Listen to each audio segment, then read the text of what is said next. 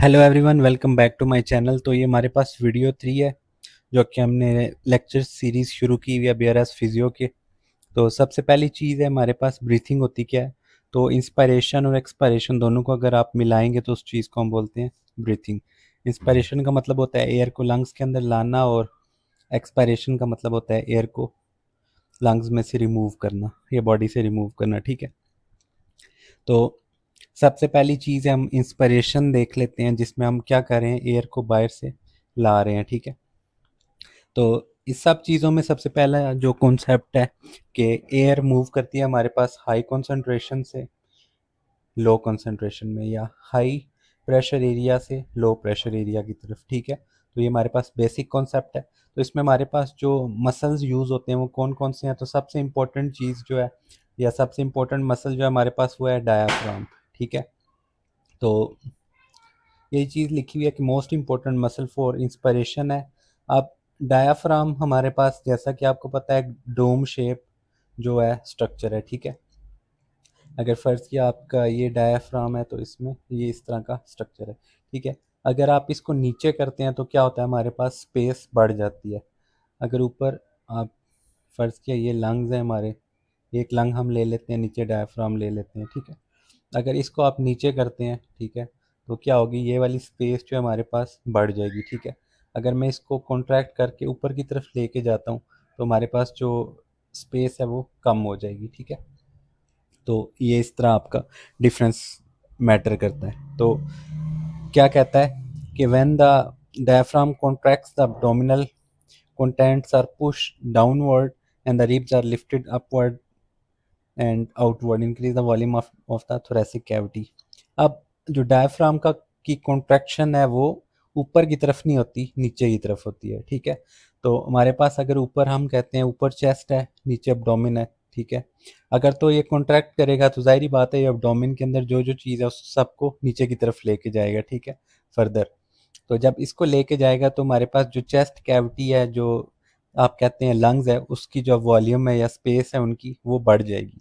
तो जब बढ़ जाएगी तो उसमें आपकी क्या कर सकते हैं, आप एयर को मज़ीद, जो एयर है उसको मज़ीद अंदर लंग्स की तरफ ला सकते हैं। ठीक है, तो यही चीज़ लिखी हुई है कि डायफ्राम जब कॉन्ट्रैक्ट करता है तो अब्डोमिनल कंटेंट जो है उनको नीचे की तरफ पुश करता है डाउनवर्ड। ठीक है, and the ribs are lifted upwards and outward. अब जो हमारे पास अब्डोमिन की तरफ तो ये चेंज आएगा कि हमारे पास जो है अब्डोमिन के जो कंटेंट है वो सारा नीचे की तरफ पुश होगा, लेकिन हमारे जो रिब्स हैं उनको आप क्या करते हैं, लिफ्ट करते हैं, उठा के रखते हैं किस, ऊपर की तरफ। ठीक है, एक तो आपने अगर फर्ज किया रिब्स हमारे यहाँ तक थे पहले। ठीक है, अब आपने उन रिब्स को उठा के क्या किया, मजीद आगे की तरफ ले गए हैं। ठीक है, तो आपने किस तरह मोशन, किस तरह का मोशन होगा देखने को मिलेगा आपको। तो रिब्स को आप सबसे पहले उठाएंगे ऊपर की तरफ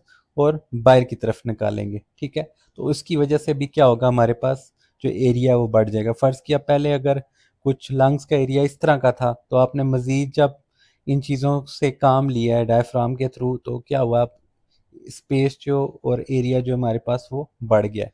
तो ये सबसे पहली चीज़ है जिसको डायफ्राम के थ्रू हमारे पास ये चीज़ें देखने को मिलती है।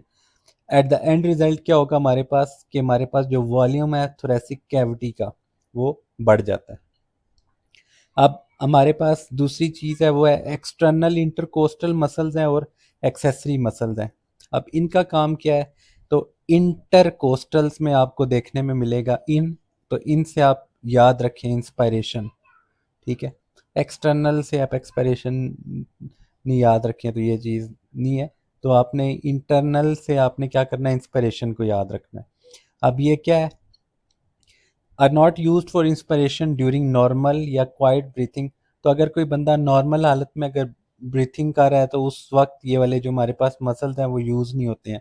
लेकिन इसके बावजूद अगर कोई इस तरह का बंदा है जिसके अंदर कोई मसला है, आपको देखने में मिलता है, फ़र्ज़ किया वो एक्सरसाइज कर रहा है, या पेशेंट है वो दमे के साथ आपके पास आता है, या आपकी कह सकते हैं ऑक्सीजन रिक्वायरमेंट उसकी पूरी नहीं हो रही किसी वजह से, किसी बीमारी की वजह से, तो वो मज़ीद जो है क्या करेगा, अपने जो इस तरह के मसल्स जो नॉर्मली यूज़ नहीं होते तो उन मसल्स को यूज़ करना शुरू कर देगा, ठीक है। तो ये यूज़ किस तरह होते हैं, ड्यूरिंग एक्सरसाइज में और रिस्पिरेटरी डिस्ट्रेस में, जिसमें आपकी ऑक्सीजन रिक्वायरमेंट पूरी नहीं होती, तो उस चीज़ को हम बोलते हैं डिस्ट्रेस, ठीक है।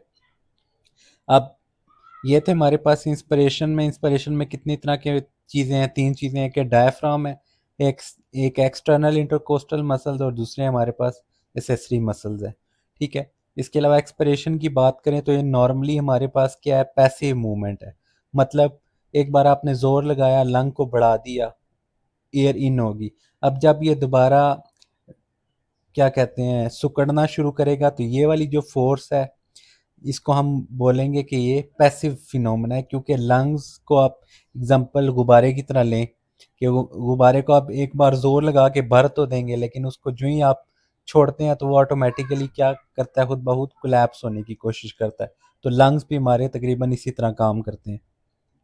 अब ये किस प्रॉपर्टी के थ्रू हमारे पास जो है ऑटोमेटिकली या पैसिव एक्सपायरेशन जो है हम बोल रहे हैं किस वजह से होती है, क्योंकि हमारे पास इलास्टिसिटी है इसके बीच में।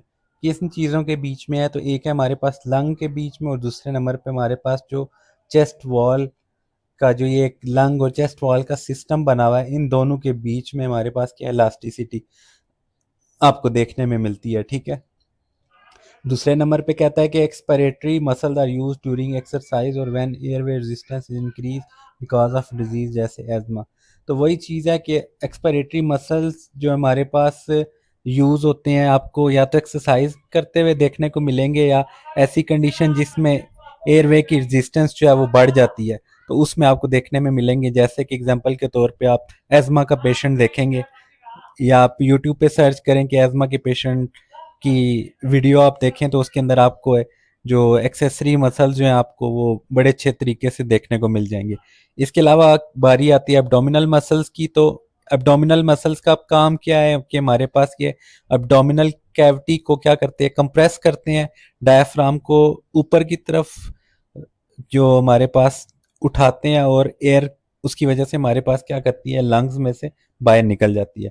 तो अगर फर्ज किया ये हमारे पास कैविटी है, इसकी हम बात करें तो एब्डोमिनल कैविटी सबसे पहले जो एब्डोमिनल कैविटी है ये क्या करेगी, कंप्रेस करेगी। अब कंप्रेस किस तरह करेगी, इसमें जो हमारे पास कंप्रेस या जोर जब लगता है तो वो ऊपर की तरफ प्रेशर बढ़ता है, ठीक है। नीचे तो हमारे पास कोई ऐसी चीज़ नहीं है कि जिसमें प्रेशर जा सके, जाहिर बात है नीचे आपका जो हमारे पास टांगे आ जाती हैं उसमें इस तरह की कोई चीज़ नहीं है कि जो ऊपर से एब्डोमेन की कोई चीज़ उसके अंदर जाए। नीचे हड्डी आप कह सकते हैं किस्म की होती है, तो इसी वजह से जो ये सारा प्रेशर है ये ऊपर की तरफ चला जाता है। अब जब ऊपर की तरफ प्रेशर जाएगा तो लंग्स जो है आपस में क्या करेंगे, मज़ीद सिकुड़ने की हालत में चले जाएंगे और जो हमारे पास डायफ्राम है, डायफ्राम भी क्या करेगा, अब कॉन्ट्रैक्ट करेगा। अब जब डायफ्राम जो कॉन्ट्रैक्ट करेगा तो वो ऊपर की तरफ कॉन्ट्रैक्ट करेगा, ठीक है। तो एक तो हमारे पास अब्डोमिनल कैविटी की वजह से प्रेशर आ गया, दूसरा डायफ्राम की वजह से प्रेशर आ गया। तो क्या होगा कि हमारे पास इस तरह भी जो है सिकुड़ेंगे लंग्स और ऊपर की तरफ भी प्रेशर लगेगा तो उसकी वजह से भी स्क्वीज होंगे। तो ये दोनों तरफ से जब इसके ऊपर हमारे पास फोर्स लगेगी तो लंग्स के अंदर से जो एयर है हमारे पास वो क्या करेगी, बाहर निकल जाएगी। अब जो इंटरनल इंटरकोस्टल मसल्स हैं तो उनके बारे में देख लें कि वो क्या करते हैं, रिब्स को डाउनवर्ड और इनवर्ड की तरफ जो हमारे पास प्रेशर डालते हैं, ठीक है। तो कौन से मसल्स हैं जो रिब्स को डाउनवर्ड और इनवर्ड की तरफ प्रेशर डालते हैं, तो वो है हमारे पास रिब्स के जो मसल्स हैं, ठीक है। इंटरनल इंटरकोस्टल मसल, बल्कि रिब्स के मसल नहीं। तो ये थी हमारे पास ब्रीथिंग की। तो इसमें हमारे पास मैकेनिज्म नहीं दिया हुआ, सिर्फ चीज़ें लिखी हुई हैं कि कौन कौन सी चीज़ है जिसका क्या काम है, ठीक है। तो अब नेक्स्ट जो टॉपिक है हमारे पास वो है compliance of the respiratory system. तो compliance of the respiratory system में सबसे पहली जो चीज़ है आपको फार्मूला याद होना चाहिए कि compliance is equal to volume over pressure. तो कोई भी चीज़ है जब आपका वॉल्यूम इंक्रीज होगा तो वो कंप्लायंस को इंक्रीज कर देगा, और अगर प्रेशर इंक्रीज होगा तो वो कंप्लायंस को क्या करेगा, डिक्रीज कर देगा। ये हमारे पास डायरेक्टली प्रोपोर्शनल है और ये हमारे पास इन्वर्सली प्रोपोर्शनल है, ठीक है। तो एमसीक्यूज में यूजली वो डायरेक्ट ही आपसे चीज़ पूछ लेते हैं, उसमें आपको फाइंडिंग दी होगी, बताएंगे जी, आप बताएं कि कंप्लाइंस इंक्रीज़ होगी या डिक्रीज़ होगी। तो ये सारा टॉपिक जो है थोड़ा लेंथी है, तो हम नेक्स्ट वीडियो में कवर करने की कोशिश करेंगे। फ़िलहाल सिंपल फार्मूले के ऊपर ही रहते हैं, तो compliance equal to V divided by P. तो मिलते हैं नेक्स्ट वीडियो में, तब तक के लिए खुदा हाफिज़।